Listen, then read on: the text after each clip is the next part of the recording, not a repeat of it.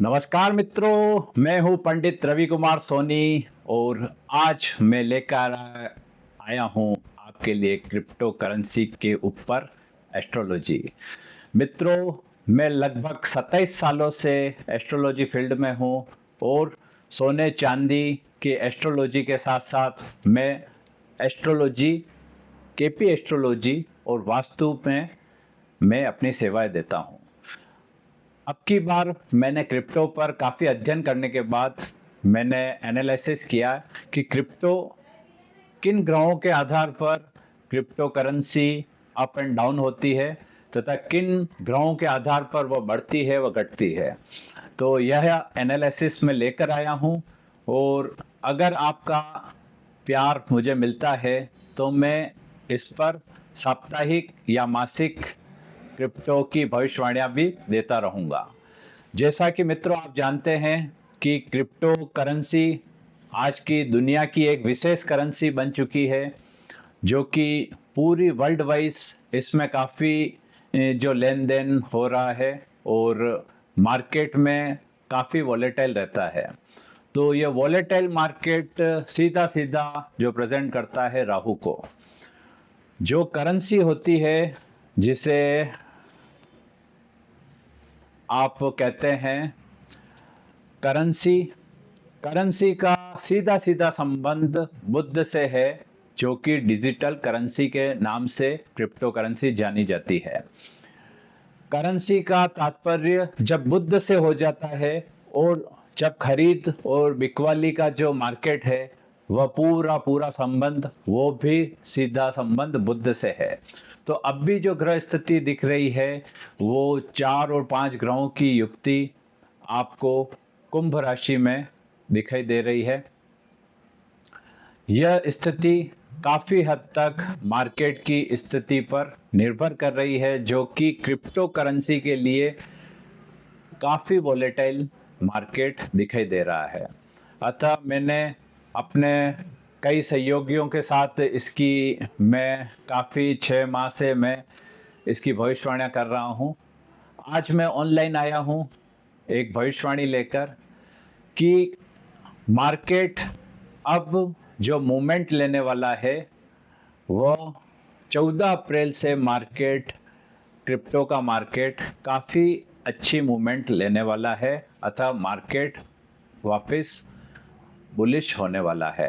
अतः क्यों होने वाला है? क्योंकि जो ये ग्रह स्थिति, इसकी जो सीधा संबंध राहु से है, राहु अब भी हाल ही में मंगल, सूर्य, शुक्र इन ग्रहों के साथ एक कनेक्टिविटी के कारण कोई इसमें राहु में एक अच्छा मूवमेंट नहीं बन पा रहा था, तो ये क्रिप्टो में एक अच्छा मूवमेंट नहीं दे पा रहा था। जब राहु निर्दोष होकर अपनी ताकत स्वयं लेकर चलता है तो क्रिप्टो में अच्छा उछाल देता है, अच्छा पैसा जो उसमें है घूमता है।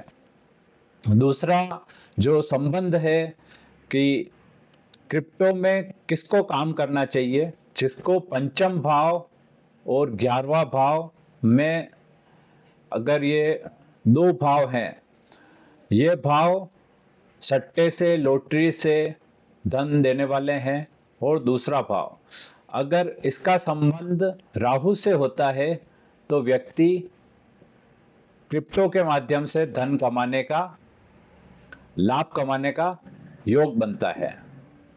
फिर अगर मैं दूसरा देख रहा हूं, जब भी बुध वक्री होता है या मिथुन या मीन राशि या कन्या राशि में आता है, तब जाकर क्रिप्टो में काफ़ी अच्छा उछाल आता है और मार्केट में वॉलेटाइल के साथ तेजी बनती है। 5वें भाव के साथ साथ जब राहु बुध, जब भी इनकी स्थिति मजबूत बनती है तो क्रिप्टो में उछाल आता है और क्रिप्टो की जो स्थिति है काफ़ी तेजी बनती है। जब चंद्रमा बलवान होता है तो व्यक्ति की मनोस्थिति काफ़ी अच्छी बनती है क्रिप्टो के प्रति और वह उसमें भी उछाल के योग बनते हैं। चंद्रमा का सीधा सीधा संबंध दिन से है कि उस दिन क्या स्थिति बनने वाली है। तो यह स्थिति चंद्रमा के आधार पे ली जाती है। पर डे का जब हम एनालिसिस करते हैं तो चंद्रमा का नक्षत्र, उसकी राशि ली जाती है, तो उसके आधार पर उस पर कौन से वेग, उसकी कौन सी दृष्टियाँ हैं, तो उस आधार पर क्रिप्टो की हम निकालते हैं। तो वो भी काफ़ी हद तक है। 8वां भाव जब पीड़ित होता है तो यह विशेष ध्यान रखना चाहिए कि क्रिप्टो में ऐसे व्यक्तियों को नहीं घुसना चाहिए, उसमें लाभ की जगह हानि हो सकती है।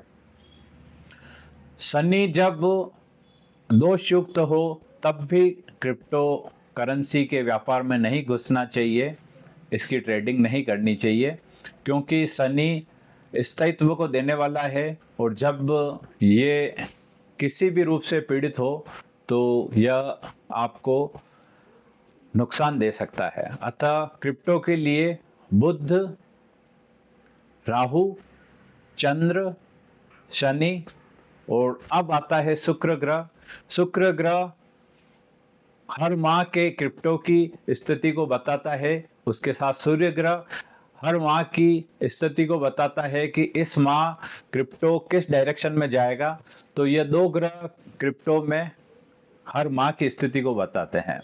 अगर इसकी 3 माह की अगर मैं एनालिसिस करता हूँ तो मंगल ग्रह बताता है कि 3 माह में क्रिप्टो किस डायरेक्शन में जा सकता है।